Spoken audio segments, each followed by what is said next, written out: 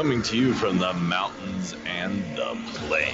The only conservative voices brave enough to push back. This is the Conservative Daily Podcast with Joe Otto. That's what the Second Amendment was designed to do. If you're going to do something to nullify or take away my rights under the Constitution, come get it. Max McGuire. When you look at politicians on the left, they need to convince people that they are victims. A resistance to the resistance. And now your hosts, Joe Otto and Max McGuire. And welcome back to another edition of the Conservative Daily Podcast. As always, my name is Max McGuire. And I'm Joe Otto. And today, we're going to kind of follow up because we've been talking about the protests going on around the country. Now we want to talk about the backlash that the protesters are seeing from people in the media, from politicians. It's getting crazy because we have talking heads out there who are calling the protesters racists, calling them Nazis, calling them even terrorists. So they're elevating the rhetoric to extreme levels, right? People out there protesting for their rights are not terrorists. They're not racist. They're not Nazis. It's really getting crazy. So if you want to chime in and let us know what you think about this, feel free to call in toll free 888-441-1121 and we'll get you on the air. Joe, these people claim to have the moral high ground, and then they come out with this stuff claiming that anyone out protesting is a Nazi or a racist or is trying to make black people die. Yeah, and what's interesting is that I know I'm friends with, I have a lot of black friends, and I do a lot of volunteering work in environments where I get to interact with inner city youth. Yeah. And all of them, almost without exception, all of them say, hey, we just got to get back to work. Now you guys want to mule this on some sort of political background or backbone that it's some sort of partisan attack on blacks or minorities, and they don't believe it, but that doesn't stop another political party from making those indictments. It's crazy. Yeah. We're going to be putting a poll out. I'm just typing it up now. Let's talk. Can I talk about a poll? I want to talk Sure. about a poll that we did in Colorado. So we did a poll in Colorado, and we asked some questions, and there's actually a news site that's going to be taking a lot of this information live. So I just want to go through a couple of the questions we talked to before. So we attempted to reach about 1.8 million people, right? The number of respondents was about 189,000 people. And by the way, we're still getting more of the surveys that get turned in every day. The number of people that socially responded on a social network was 64,182. And the number of email respondents was 104,000. And then the number of unknown or direct, like say someone sent the link to another friend, was about 21,199. The total number of people that took the survey 2 times, right, tried to trick the system, 2,312. The total number of people who took the survey 3 or more times, 827. And so if you don't understand the significance of that, we're having conversations about not going to the voting polls in November as a result of this quote unquote crisis, right? This pandemic. And so you have people that are actually attempting to skew the numbers one way or another. I'm not going to talk to you about what the skewing was or where it came from, but I'm just going to get to these questions. So we asked a question in this survey. So this is based on Colorado, and I'm having conversations with different groups across the country that represent other groups for reopening their state and groups affiliated with it. And the interesting part is that a lot of those groups that are affiliated with the reopen movement, right? And this, by the way, is it's taking on a life of its own. They represent both sides of the political spectrum. So you have the mainstream media that's trying to demonize or create one group over another, that's saying, hey, this is Republican driven.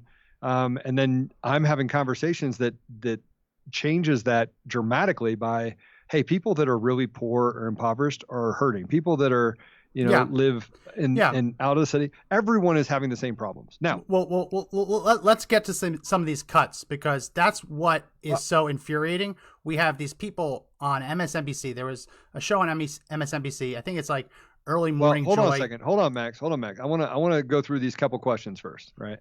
And the question was, should we reopen Colorado?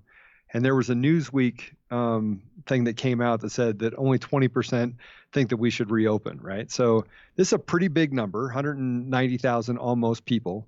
63.14% said yes, should Colorado reopen, right? 21.44% said no, and 15.42% said I'm not sure. Now that the statistical we went over these questions yesterday. But the second question is, when should we reopen, right? So when should we reopen? The tallies are in.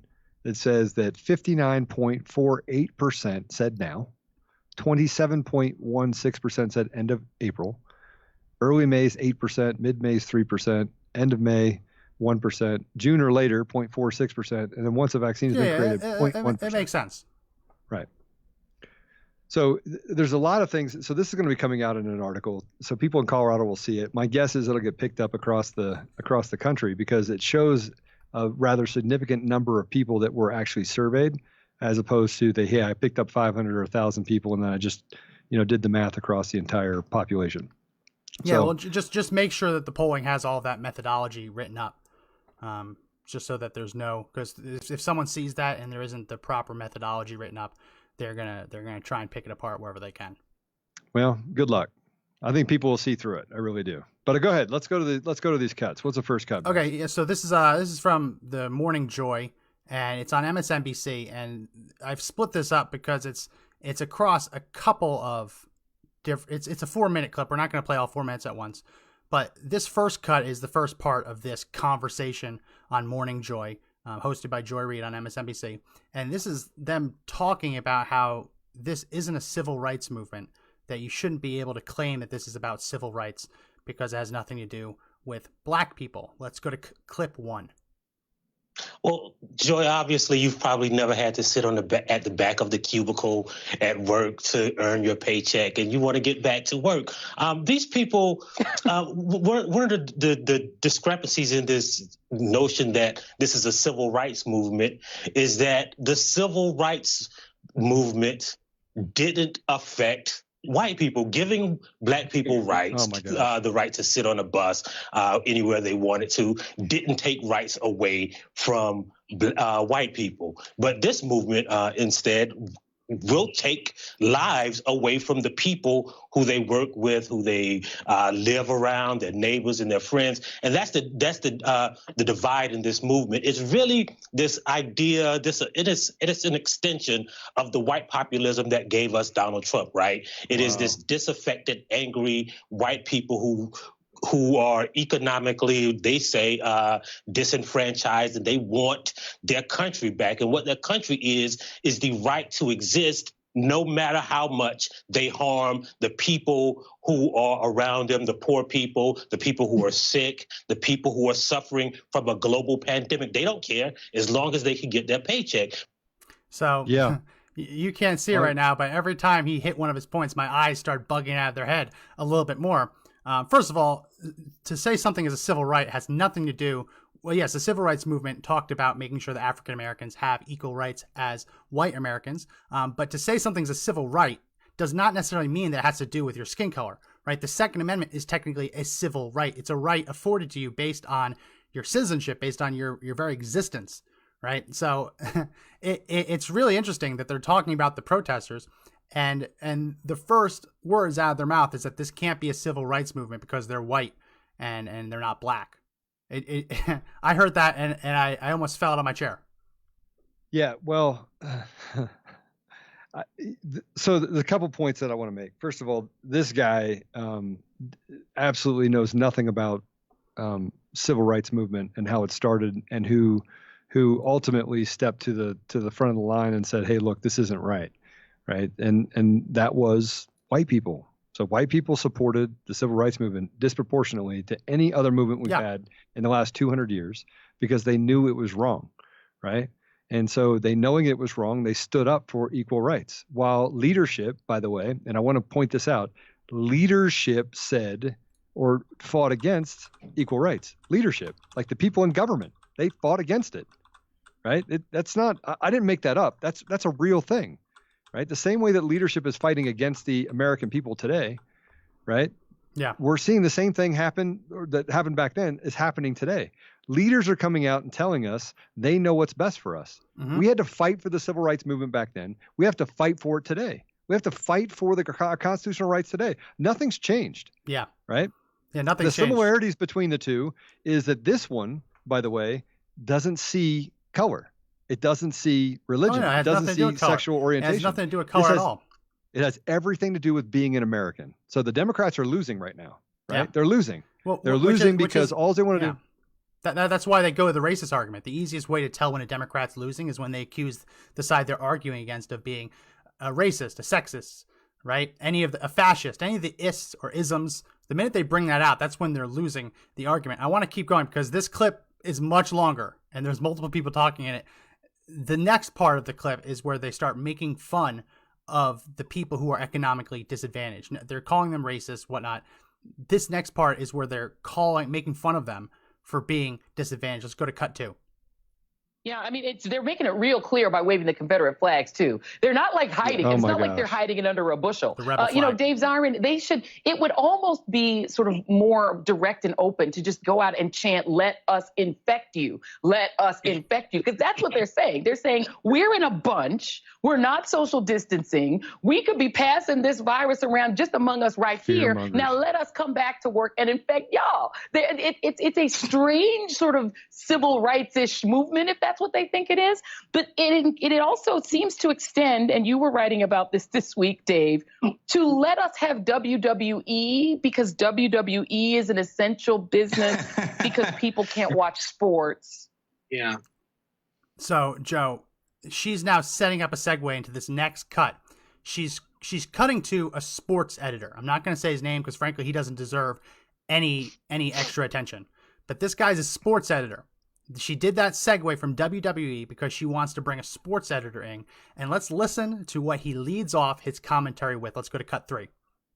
No, they've gone from all lives matter to no lives matter. These folks are, let's be honest about what they are. They are the Fox News, Nazi Confederate death cult rump of the Republican Party. Wow. So let's play that cut again. I want to make sure that I get the order of what he's saying. Play that cut one more time. No, they've gone from all lives matter to no lives matter. These folks are, let's be honest about what they are. They are the Fox News, Nazi Confederate death cult rump of the Republican Party. The Fox News, Confederate death cult rump, a Nazi death cult rump of the Republican Party. What?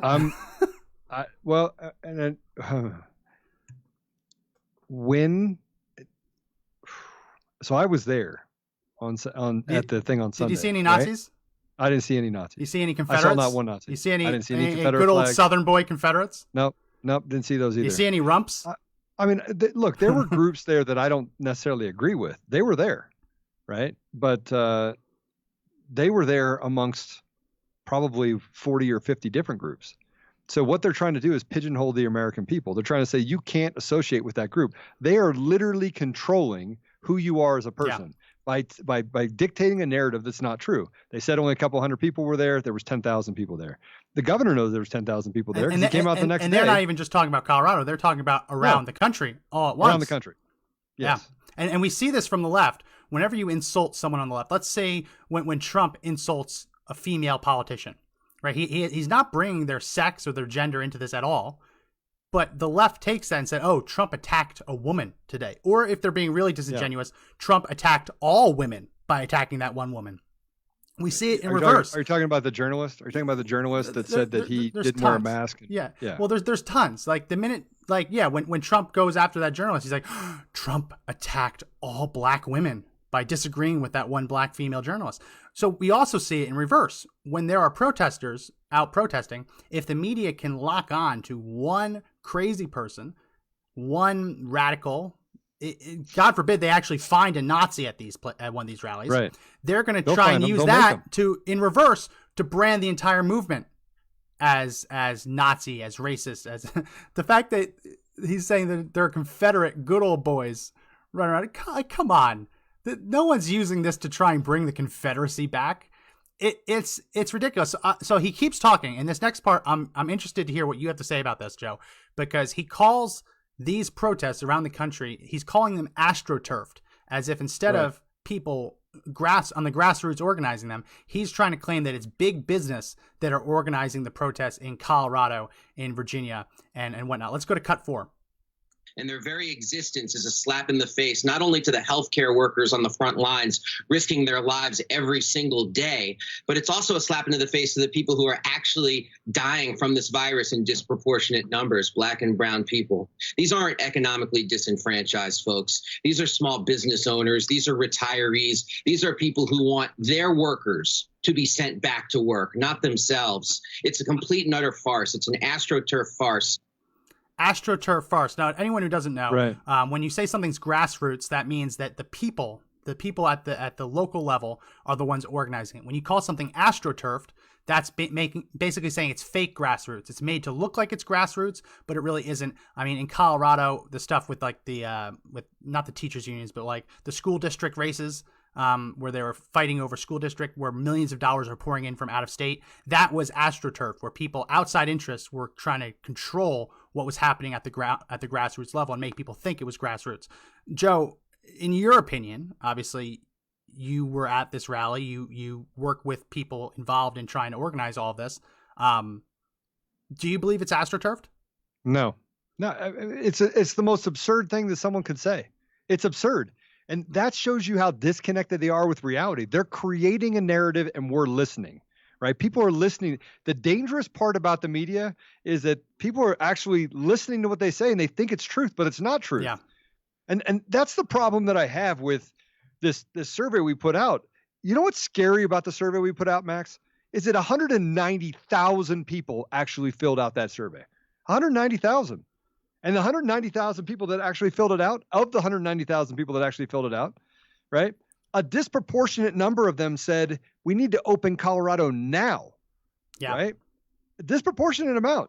And so they're saying that all of this is propaganda. How is it propaganda when 190,000 people in one state with just a survey that goes out? And by the way, we didn't say, hey, we're going to send it to a bunch of right-wing nut jobs, right? It went across. Right? It went across the board. I mean, what's interesting is that this guy, this sports editor who's on MSNBC, he's a sports editor.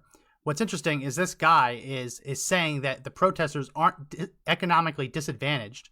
He's saying that they're small business owners. I mean, the small business owners are the most economically disadvantaged out of everyone, because while their employees are going to be on unemployment, their employees will get the additional federal unemployment. Many employees now who've been laid off are actually making more on unemployment than they did at their jobs, amazingly. But the people who are actually the most economically disadvantaged are the ones who have their jobs on their businesses on the line, right? Who have to pay rent, who have to pay their mortgages, who still have to pay all their insurances, right? They have a ton of money tied up into these businesses, and the idea that they could close down forever.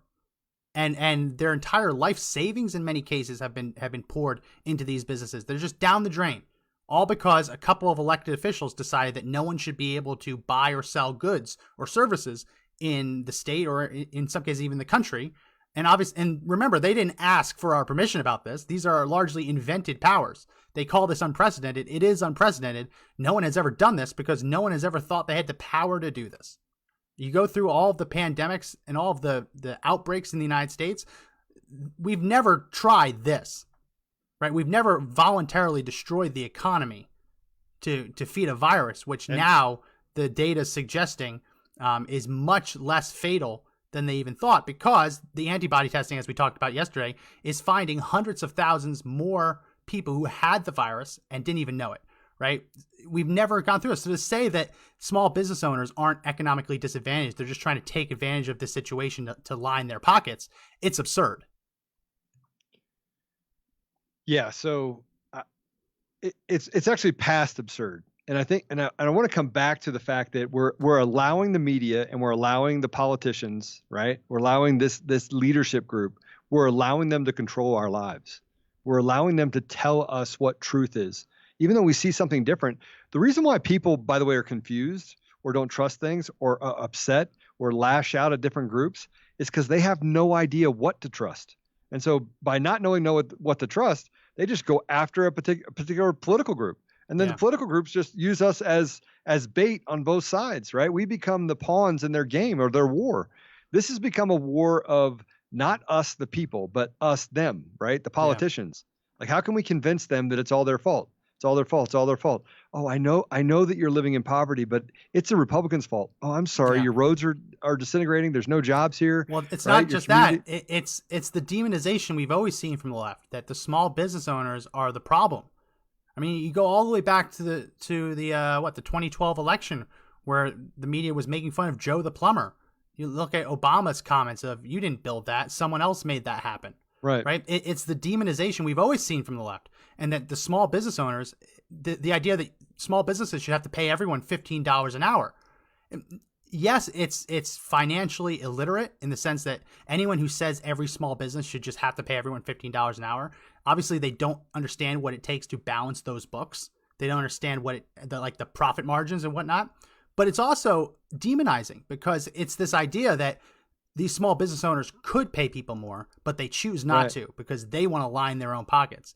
Many of the small business owners I know actually, they own the business, they have assets, but they take home less money than their employees do.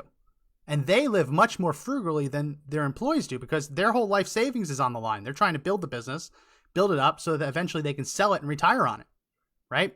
So to say that they're greedy, to say that they're just trying to force people back to work so they can make money, it's insane. And remember, these are the same people who push, not these people on MSNBC, but the left, Democrats, are the same people that pushed through the stimulus bill and specifically chose not to give extra stimulus to business owners, right? You have the PPP program that ran out of money. We've chronicled that, how Democrats blocked that funding from getting to small businesses.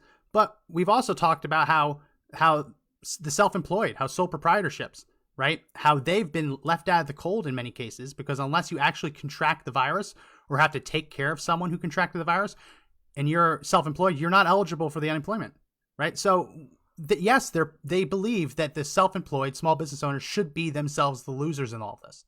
And it's so sad. I want to get to this next cut because this is the last cut from this MSNBC interview. This is where it really takes a dark, dark turn, and they start referring to these protesters as racist. Let's go to cut 5. And also, I think it needs to be said, it's also unrepresentative of the Republican Party as a whole. I just saw a poll that said 70% of Republicans want a national stay-at-home order. So this represents nothing except the narrow AstroTurf interests and the hard racist interests that combine and form the modern-day Republican Party. And I think we would do well. I think this is important, covering it critically, but I think the media as a whole would do well to cover it far less. So I'm sure you heard it. He's not only is this the AstroTurf big business interests, but he said that these protests are being led and generated by racist interests. By racist interests. There are racists who want to enact racist policies, and to enact those racist policies, they're protesting government lockdowns. It makes no sense. Now, the ultimate argument is that black people, as we're seeing in the data, are being disproportionately affected by the virus because they have a higher prevalence of underlying comorbidities, things like diabetes, obesity, right? These are diseases that are in the black community at a far greater rate than the white community as a whole, which President Trump is going out of his way to make sure that the new testing centers being set up are in those disadvantaged areas to make sure that we can combat those issues. But the way, when you hear it from MSNBC, what they make it out to be is that because black people are being harmed, if you want to reopen the country, you want to spread the virus, and therefore you want black people to die, therefore you are a racist. The mental gymnastics. And Joe, it rolls off the tongue so easily to just say that every protester is racist. But that's the logic that they're using to get there. It truly is like the 6 degrees of separation. You have to do all those hoops to get to all the protesters are racist, but the Democrats and the far left do it, and they don't have a problem with it. I'm almost at a loss for words. I've been talking a lot about it, but I can't really say how I feel because then we'd no longer be in the uncensored part of the Apple Play and the Google Play Store. Yeah, when, Max? When are we going to get to the point where the American people start waking up more holistically? I see 1, 2. It gives you hope when you talk to people in some of these communities that don't really have a voice, right? I'm not talking about Black communities or Hispanic communities or minority communities. I'm talking about poor communities, because there are poor white people in the same communities that poor Black people are in, and poor minorities are in, right? Yeah. And knowing my history and where I'm from, poor is it should be considered a race all by itself, right? But they say that, the guy says that, hey, there's a bunch of, this is the Republican Party that showed up at the steps of the Capitol, or the Capitols, right? Because it's happening in Virginia right now as well. They like to brand those people as racist, but what about what happened in Michigan? Yeah. Right? Are those people Republicans? Is Michigan, careful, at the Capitol, a vast majority of those people came from the impoverished community right next door to it. They did. Right? But they are creating a narrative that basically limits our ability as people to see reality. There's no difference in what they're doing and what communist China does to their people. There's no difference. Yeah. And there's no difference. They are trying to basically create an environment where they win, where they can gain or keep power. That's what they're doing, right? It doesn't matter. They don't care if you're white or Black. They just want to be the talking head. Let me talk about this so I can look like I care about you. The reality is they don't care about people. They don't care about the single mom whose kid can't go to school now because now the governor's saying they're going to close schools going into next year. How much hope do you think that person doesn't have? How much hope do you think when you start telling someone that, by the way, you're not going to have daycare and you're going to have to teach your kid from home and you're going to have to not work, right? So getting out of this impoverished environment, now we're going to take that environment away from you. And the people that are walking around that people are saying, oh, that's ridiculous. This is a conspiracy to get everyone on socialism. Do you know why it gives credibility to something like that? Because it's what they're doing. Hey, don't worry about it. We're going to pay you peanuts. We're going to keep you just hungry. It reminds me of what they did, that a lot of the NGOs did over in Africa, right? I'd go over there and I'd watch these NGOs, literally, that's non-governmental organizations, nonprofit equivalent here, right? Just so people know. They would go over there and they would talk about all the great good that they're doing. And then you get in and you watch what they're doing, and they're keeping people hungry. They're making them dependent on that free food. And they give them just enough to keep them hungry enough, but satisfied enough that they're actually not going to rebel against the government. That is what I see happening in the United States. And what we're doing is getting further away from where we were when people fought for their rights over and over and over again and died fighting for the rights that we have today. And all of that's for naught, because we're letting this disgusting group of people, most of them, by the way, on the far left, don't even represent the left, not a traditional liberal. They just represent themselves. These disgusting human beings that are over here just spewing rhetoric and trying to get people as close to them as possible so they can actually get you closer, so they can ruin their lives. Yeah.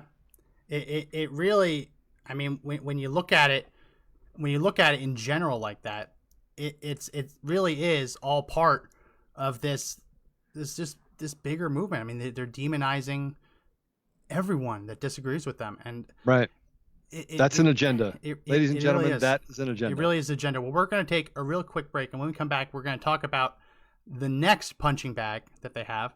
They're now accusing the president of fomenting violence, even though there was no violence.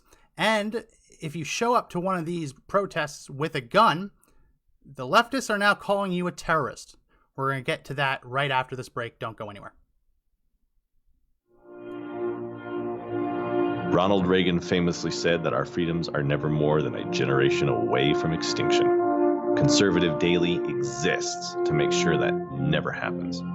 With our community of 700,000 members, we fight every day to hold Congress's feet to the fire and stop them from surrendering our rights and freedoms. The fight to take this country back is not over. Please join our movement right now by going to conservative-daily.com and clicking the subscribe button to sign up for our free call to action newsletters. We have a chance to save this country, but only if we all work together. Again, this is conservative-daily.com, Don't forget to hit the subscribe button at the top. We are back from the break. We are talking about how the mainstream media, the far left, are demonizing people who are protesting, fighting for their right to earn a living. Right? We talk about the rights that we have as Americans. One of the most basic rights is not enumerated. Right? That's part of the 10th Amendment, where it says anything not enumerated in the Constitution is reserved to the states or the people. I mean, when you hear people complaining about the protesters, they make 10th Amendment arguments, but they leave out the fact that the 10th Amendment also says rights are reserved to the people. This basic right, the most basic right of all, to be able to provide a life for yourself and your family, which is impossible to do if you're not allowed to leave your home. So calling all these people racist. Joe, at the start, before the break, you talked about how people refer to a race, but how being poor itself should be viewed the same. I just sent over a cut to Mr. Producer Josh. Josh, can you play that cut? He's working on it. So it's the joke. It's the joke from Joe Biden, where he says poor kids are just as bright as white kids. Yeah. It would have been a lot funnier if we had the cut played, but it's okay. He did play it. You didn't hear it? Oh, I didn't hear it. No, I didn't hear it. Oh, you can't hear it to yourself. Okay. I heard it. I think everyone else heard it. It actually did get played. Yeah. So technical difficulty because we're replacing the new board in the office. Well, yeah, it's Joe Biden joking that poor kids are just as bright as white kids. I want to get to this next cut because this is from the Illinois governor, basically accusing Trump through his rhetoric of getting people killed. Let's go to cut 6. Illinois' governor continues to spar with the president and blames the president for people choosing to protest in big groups. Large crowds where they're frankly going to be giving each other coronavirus, and people unfortunately will get sick, and some people may die as a result of the president's rhetoric that has brought them out to protest.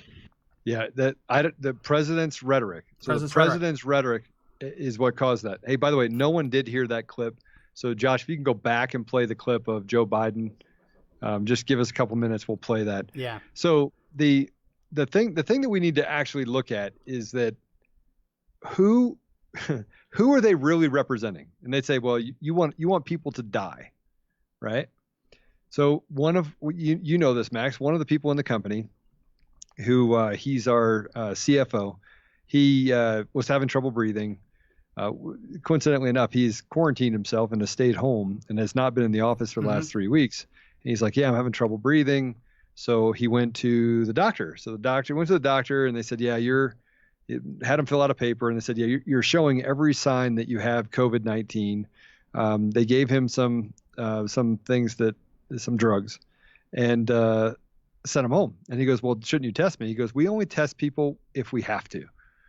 And he goes, well, how do you guys know how many people have it then? And he goes, we don't, we guess. Yeah. That literally can't, we guess. Yeah. We're going to guess whether or not people have it or don't have it. And so you can start to see where the mathematical part of this, where a disproportionate people are dying. Yeah, but even removed from the math, this clown in Illinois is saying that Donald Trump supporting people's right to protest is going to get people killed. Right? They don't just hate the First Amendment, right? They don't just hate your right to public assembly, peaceable public assembly. They don't just hate about the right to petition the government for a redress of grievances. They hate the fact that the president of the United States is on the side of the people, right? They believe that anyone in power has an obligation to stamp out as many rights as possible. And then if you dare come out on the side of the Bill of Rights, on the side of liberty, that you yourself are fomenting unrest, right? We've talked about this on other episodes, making out to be like he is causing insurrection. It's absurd because the president of the United States has an obligation under the 14th Amendment to ensure that the cities and states around the country observe, defend, and respect individuals' liberty. And when those cities and states violate those liberties, the president of the United States and his administration are obligated to take action. That's why we saw from Attorney General Barr over the weekend earlier this week, we saw him announce that, yes, the FBI and the DOJ have now launched investigations and are looking into whether these lockdown orders have violated civil liberties. Listen, they absolutely have. I can cut the entire country. I can cut to the chase. We don't need the corrupt FBI to look at this. We all know that the answer is yes. Liberty has been violated. We don't need a special prosecutor to find that out. But to say that Donald Trump coming down on the side of liberty is, make no mistake, what the Illinois governor just said in that clip, he's accusing the president of the United States of criminal actions. That's what it means to say that someone is compelling or encouraging someone to do something that leads to someone else's death, right? He's trying to make him an accomplice in these deaths. It's maddening. It's disgusting. And the fact that this guy is still allowed to show his face on camera, no, he should be relieved of duty. What this whole crisis has shown us is that there's a lot of weak people. There's a lot of partisan people who hold the reins of power. And you can always tell someone's character by how they respond to a crisis. And this coronavirus crisis, this economic crisis has revealed their characters and has found them wanting, right? It has proved that these people are unfit to lead anything. I wouldn't even elect half these people to be garbage man. Yeah, I wouldn't. I mean, no, I wouldn't. I want to play that clip real quick that we missed before. So play it. Ready? Poor kids are just as bright and just as talented as white kids. And did you see all of that for a 5-second clip? Yeah, people clapped. People clapped when Joe Biden said poor kids are just as bright as white kids. So I grew up, Max. I grew up very poor, right? I mean, I grew up poor. I mean, I remember our church was a lifesaver for me because, they gave. I didn't know I was poor till I knew I was poor. But then I knew I was poor, right? I mean, there's definitely got to a point where you cared enough to know what everyone else thought of you at that point, and you were poor, and you had the church would show up at Christmas and bring us Christmas gifts because we didn't have any. Yeah, they provided food. We went to food pantry quite often. And back then, the idea of you protesting for something wasn't even on the table. No, it wasn't even in the front of your mind. No. Here, you see these mainstream media nuts try this propaganda. Joe, make no mistake, that propaganda that they just said is aimed at underprivileged, low-income, inner-city viewers. They are putting that on the air. They're juxtaposing President Trump supporting the protests, and then this coverage calling all the protesters racist, Confederate, the guy said Nazi, rumps, whatever he called them, right? Every ism, they're juxtaposing that so that they can brainwash low-income, poor viewers into believing that Donald Trump and all the people you see in those videos at the protests want them to die. That's what they're saying. When you add all this together, these mainstream media idiots have packaged this, and it's skillfully packaged, right? Because none of them are fleshing it out like I just did. Right? They're just kind of saying, oh, they're racist, they're Nazis. We don't have to explain why, but you know it's true. It's very carefully packaged. But this is propaganda. Absolutely. And it's sad to see, but we've actually seen them go even farther. Believe it or not, It's not, the bottom is not calling them Nazis. It's not calling them racist. It's not even calling them Confederate good old boys. The worst that we heard came from The View. It came from Joy Behar's mouth, and Joy Behar called the protesters terrorists. Now, in case people don't understand, in Michigan, I believe it was Michigan, some of the protesters decided to open carry. It's legal there to open carry, and they did so for their personal protection. Now, I'm sure many people in Denver, while they couldn't have open carried, I'm sure there were many people concealed carrying at the Denver protest. I know I would have if I still lived in Denver and I was able to go to that. What Joy Behar is saying is that if you bring a firearm to a protest for your own personal protection, you are a terrorist. Let's go to cut 7. I'd like to ask them if they're willing to sign away their right to treatment if and when they get infected. Are you going to say, okay, I don't need a ventilator because I thought I should go out and defy the governor's order? Okay. And I'd like to know if people in states that are following the guidelines, like people like us in New York, can be sure that these people don't come here. I mean, they blocked an ambulance the other day. Let's go to cut 8. Cut 8 was the one. We'll play these back to back. Let's go to cut 8. By the way, can I just say one more point? These people are being egged on by right-wing media and people like Alex Jones and Rush Limbaugh. And why are you bringing guns to a rally? You want to call yourself protesters, leave your guns home. Those are terrorists who bring guns to things, to rallies. I don't trust that at all. And don't listen to these people. So those were 2 cuts. Sorry, got them backwards. But that's Joy Behar saying that the protesters shouldn't receive medical treatment if they get the disease because they were fighting for their rights. But her also saying that if you dare bring a gun to one of these protests, you are a terrorist. Joe, do you think that makes any sense? No, I mean, I think that, so we had people show up with guns at Denver. And I thought, I want to give kudos to, and again, I didn't see what happened across the nation, but there's certain rules that you have in different states that you can open carry, can't open carry. Denver, city and county of Denver is you cannot open carry, but you can conceal carry, obviously, because we have concealed carry laws here. So I would probably venture to say that 30% of the people that were there probably concealed carried, but we had a couple, a husband and wife that actually showed up wearing, open carrying their ARs or I didn't see them, I just heard about them. And the Denver police walked over. They were within every right to arrest them, right? Yeah. But they didn't. They just said, hey, go back to your car. You can't open carry here. City and County of Denver has an ordinance against it. Yeah. On the way back, the Colorado State Patrol stopped them and cuffed them.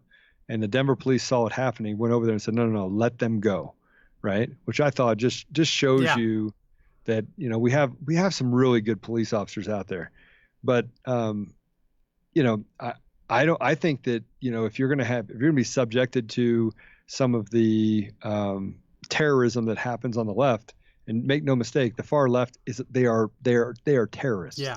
Right. They terrorize people and they terrorize the weak. They never come after people like me. So I've never had anybody stand up to me in my face. And I've been to plenty of rallies. And that's why people open carry at these rallies, because they know that Antifa protesters are going to whack them in the head with a bike lock. That's what we saw at California protests. Yeah. The worst injuries that we've seen at Antifa rallies or Antifa counter protests, they all come in places where concealed carry and open carry are both illegal. Places like California, where people are powerless to defend themselves, and the Antifa people beat them with their bike lock, which is one of the cases. Beat them with clubs.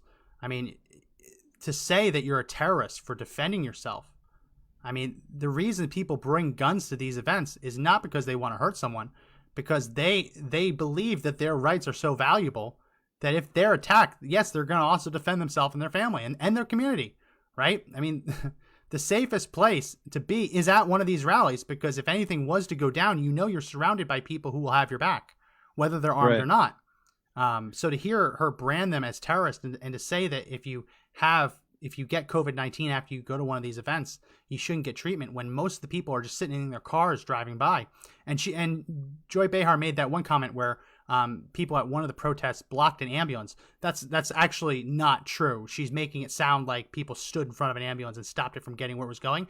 The ambulance couldn't reach the hospital because of traffic, because there was traffic, which would have been the case any day of the week. There would have been traffic, right? That usually when an ambulance gets stuck in traffic and has to take a detour, we don't blame the people on their way to work or on their way home from work for blocking an ambulance.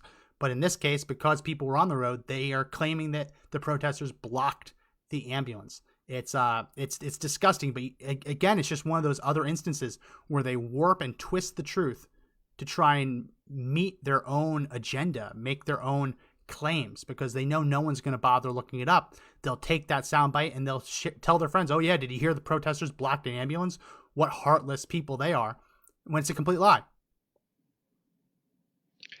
Yeah, so I didn't hear that story. I was actually looking it up while we're on here. But when does it end? And I just kind of want to just ask the question: when does it end?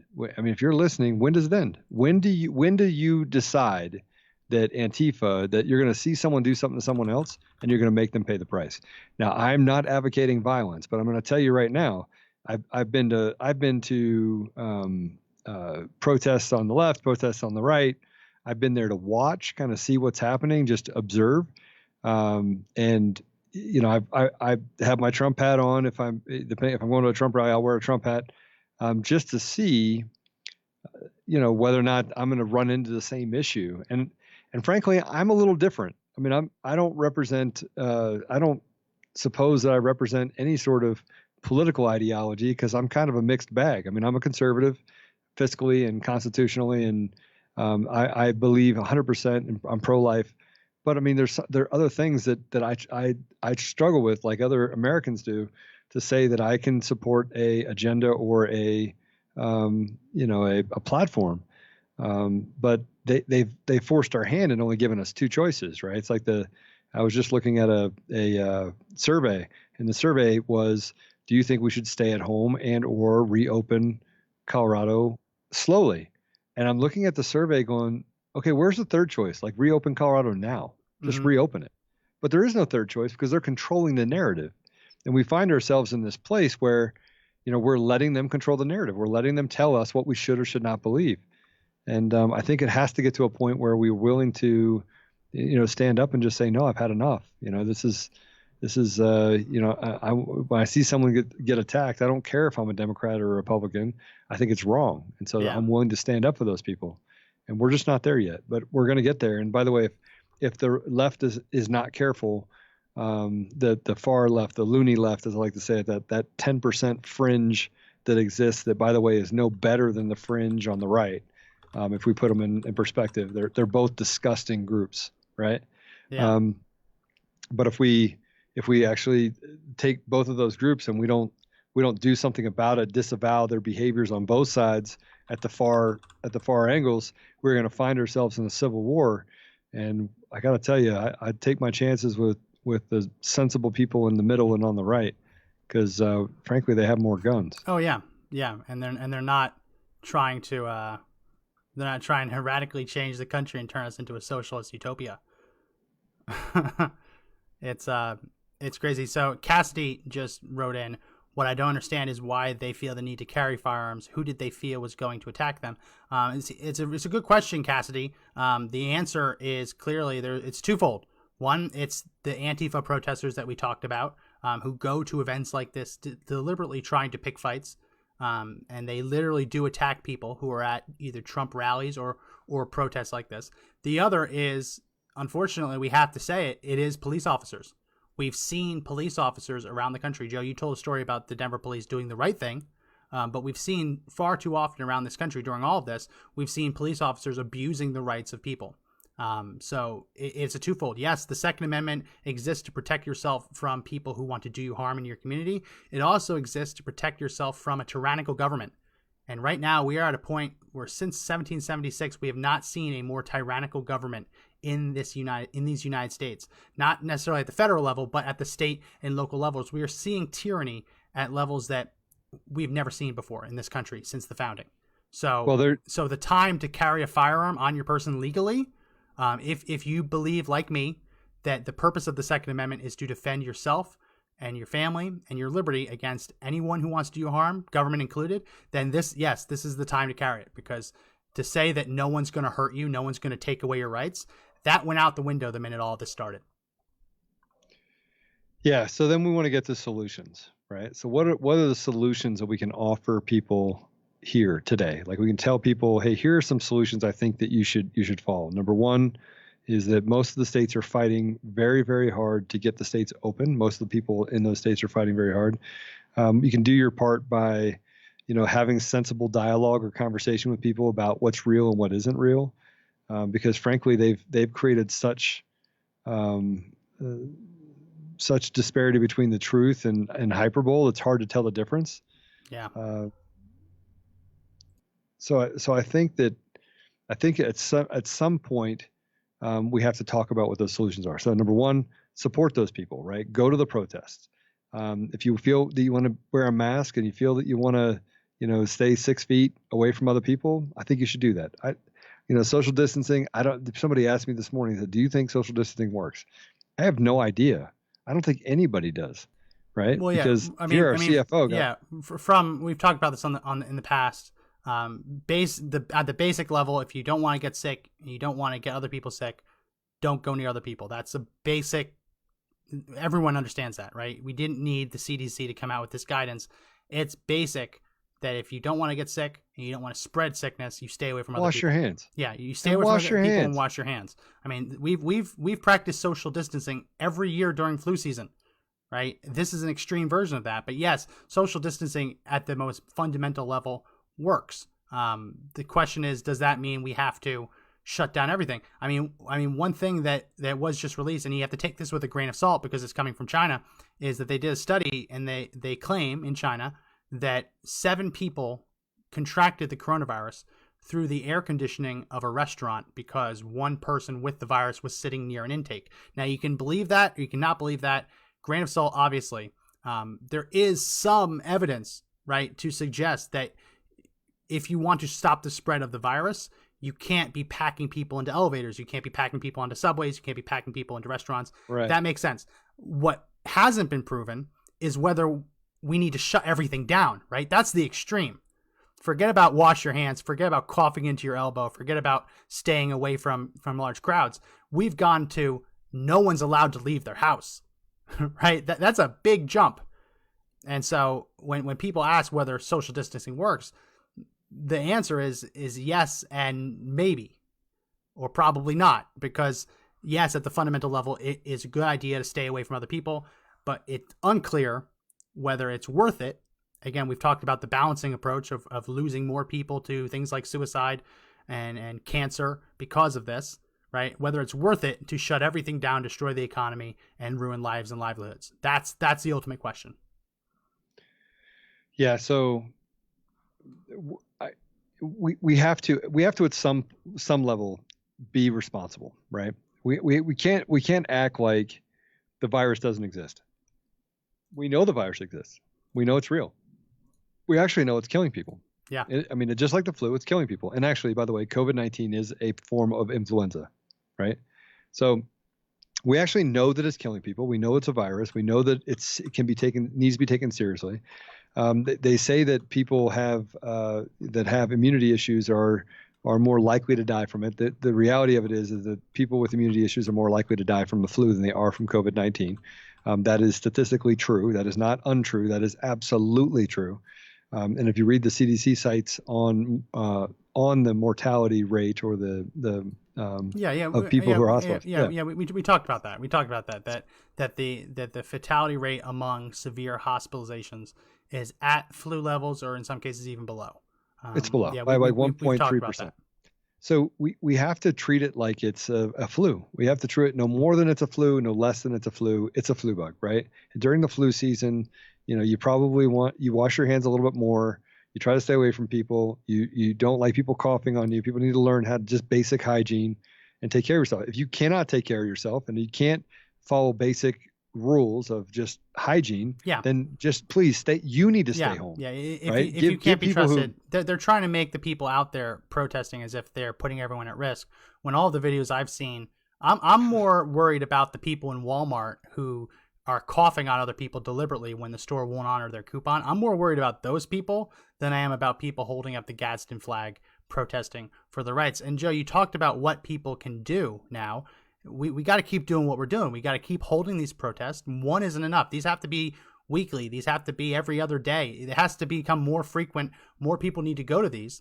And don't allow the propaganda that we just covered in this episode, don't allow that to get you disheartened, because that's what it's designed to do. That's why the media tried to brand Trump as a racist, a sexist, a fascist.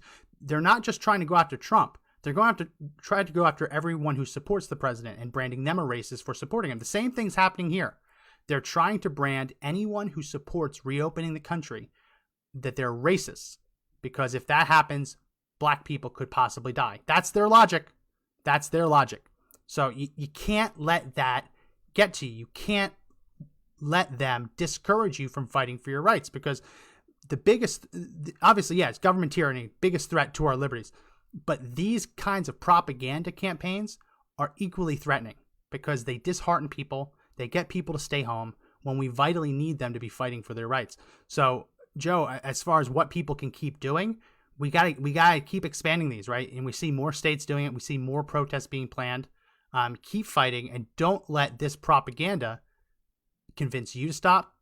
Don't let it get into the mind of your spouse or significant other to force them to make you stop. Don't listen to your family members. You're gonna have people chirping in your ear, saying, "Don't do this. It's not worth it.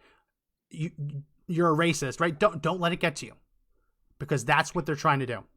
And you got to keep fighting. Yeah. I mean, the reality is we just got to keep fighting. Just keep fighting, keep fighting, keep fighting, keep fighting. And you're going to want to get tired, but it's like arm wrestling, right? Someone is going to get tired before you do, and you have to make sure that they get tired, right? Yeah. They get to the point where they're just done. And so you have to beat the media to death. We have to go after our leadership and make sure that they're held accountable. And then when we're done with this, we turn the tides. We all get elected. We all go and we run for office. Hopefully not me, but we all run for office, and we take over these roles, and we say, look, now we're willing to throw out politics. Yeah. But we have to get past that first. Yeah, we do. And we've talked about before, the goal is to have courage. Everyone needs to have courage, and courage is not being having no fear, right? Courage is being afraid and doing the right thing anyway. Well, that's going to be it for this edition of the Conservative Daily Podcast. Remember that you can download the podcast, subscribe to receive the podcast automatically by going to the Apple Store, Apple Podcasts, or the Google Play Store. You can download them for free. You can also find us on the Podbean app, as well as conservative-daily.com/podcast. Please do subscribe. Please do download and listen. It really helps us. And comment, share it. Let us know what you want us to cover. It really helps as we plan out these episodes. So again, my name is Max McGuire. And this is Joe Otto. And remember that the fight to take back our country is not over, but the only way we can win is if we all fight together.